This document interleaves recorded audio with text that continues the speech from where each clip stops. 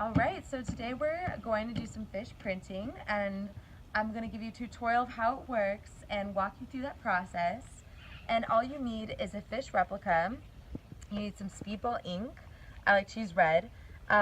You need a brayer and a surface to roll your ink out on. I just use this paper plate.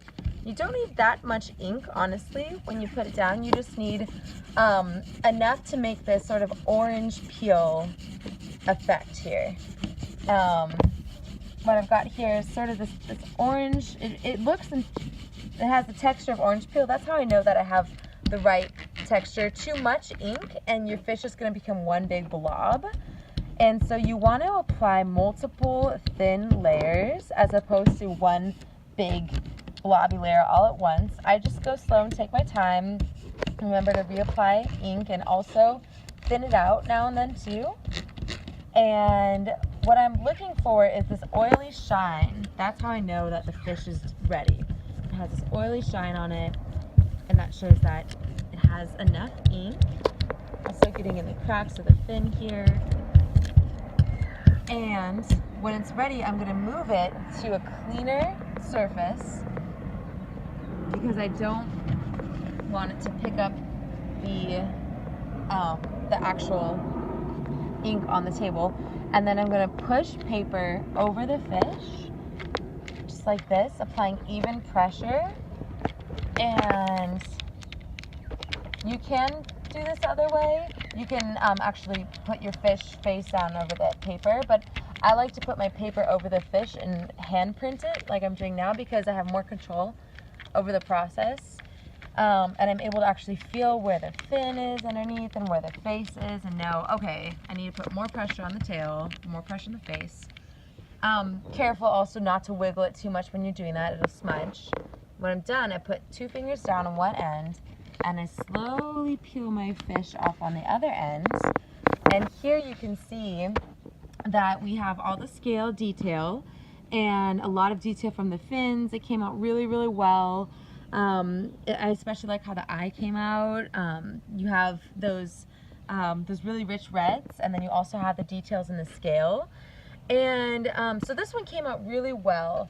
You might find when you're doing this though that you have to take out a number of prints. This one came out a little bit too blobby and also not enough ink on the fins. So that one I could have applied more ink. This one, my ink level was perfect, but I did not apply enough pressure, so it really thinned out.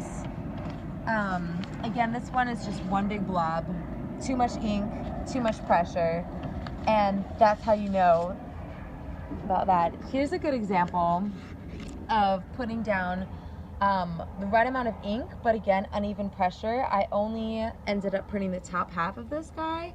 And if you look at the actual fish, I left out the bottom half when I printed it. So you want to be careful about even pressure when you're doing this.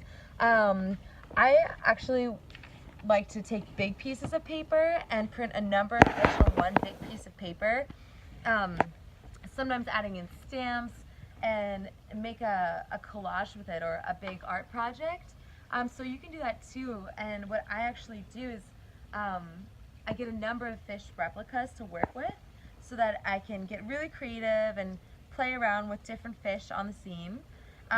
These are replicas from Acorn Naturalists, and they're an environmental education supply company.